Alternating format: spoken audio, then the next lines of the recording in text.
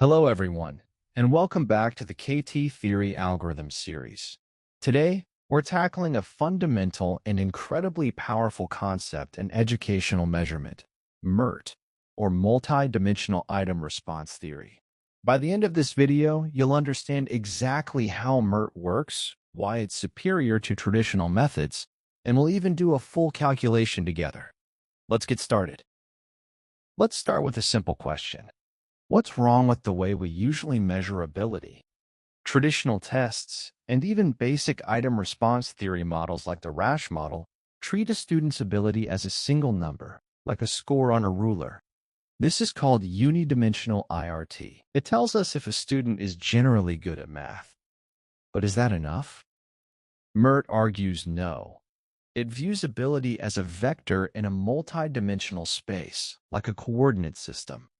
For example, a student might be strong in linear equations, but weaker in quadratic equations. MIRT allows us to measure these distinct abilities simultaneously. Think of it like a conversation with a teacher.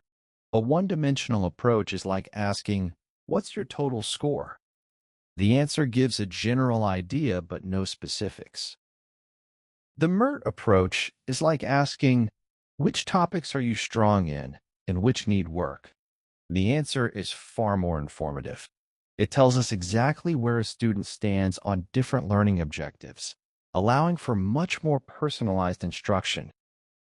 The first key concept in MIRT is the ability vector, denoted by the Greek letter theta, vita. This is simply a list of numbers that represent how good a student is at each individual skill we're measuring. For example, if we care about linear and quadratic equations, Xiaoming's ability vector might be 1.2, 0.8. This immediately tells us he's stronger in linear equations. This vector is the core of what MIRT estimates for each student. Now, let's look at the questions themselves. Each question also has a vector associated with it, called the discrimination vector, A. This vector tells us which skills the question is testing. If a question has a high value for a on and a low value for o, it's primarily a linear equations question. The difficulty parameter b remains similar to the one-dimensional case. It's a single number representing how hard the question is overall, regardless of the specific skills involved. Here's the core formula for the two-parameter logistic MIRT model. It looks very similar to the unidimensional IRT formula, but with one crucial difference. Instead of just subtracting the difficulty, B, from a single ability, vita, we subtract it from the dot product of the discrimination vector, A, and the ability vector, theta. This dot product is where the magic happens.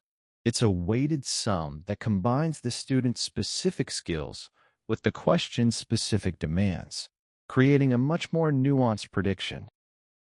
All right, let's put theory into practice with a concrete example. We have our student Xiao Ming with an ability vector of 1.2, 0.8. We have a question that's mostly about linear equations with a discrimination vector of 1.5, 0.4, and a difficulty of 0.5. Our goal is to compute the exact probability that Xiaoming gets this question right using the MIRT formula. Step 1 is to calculate the dot product of the A and theta vectors. We multiply the corresponding elements and sum them up.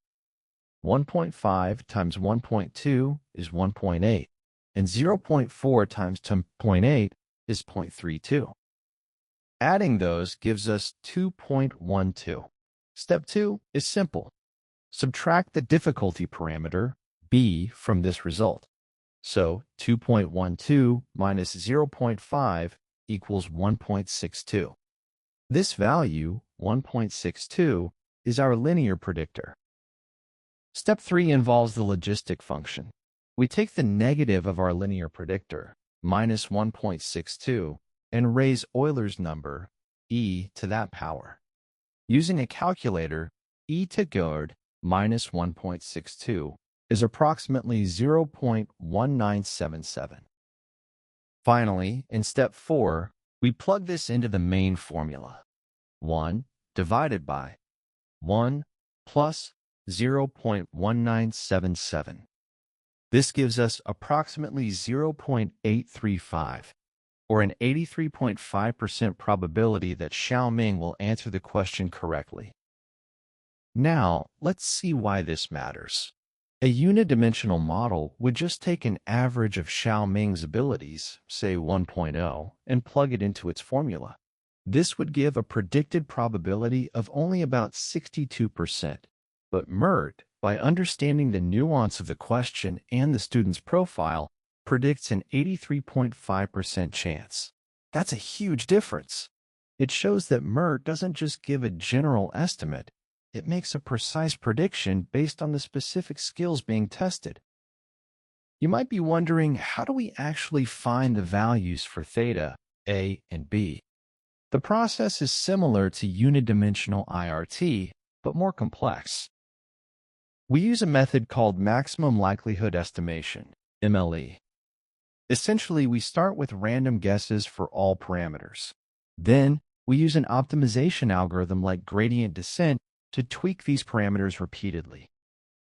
The goal is to find the set of theta, A, and B values that makes the model's predictions fit the actual student response data as closely as possible. It's a computationally intensive process, but it's how we get our precise measurements. Thankfully, we don't have to code all this from scratch. There are excellent tools available. In the R programming language, the MIRT package is the go-to resource. In Python, you can find libraries like PyIRT, or for more control, implement MIRT using deep learning libraries such as PyTorch. For very large-scale assessments, specialized commercial software like FlexMIRT is the industry standard. So, to recap, why is MIRT so important? First, it gives us a much richer profile of a student's abilities, showing strengths and weaknesses across different topics. Second, it helps us understand our test questions better, revealing exactly what skills each one is assessing. Third, MIRT is the foundation for many cutting-edge educational models you might have heard of, like Deep IRT. And most importantly, it's simply a more realistic model of how human learning works. Of course, no model is perfect.